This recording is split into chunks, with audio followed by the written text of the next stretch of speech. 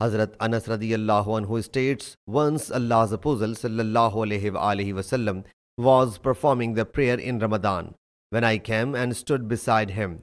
Another man came and stood there until a group formed.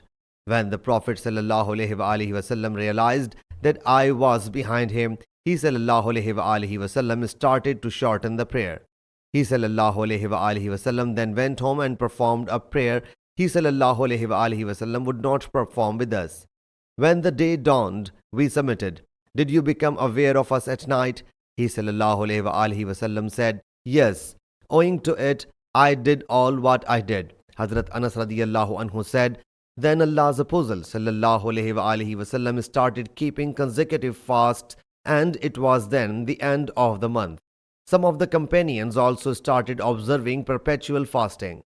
The Prophet ﷺ whereupon said, why are those people observing perpetual fasting?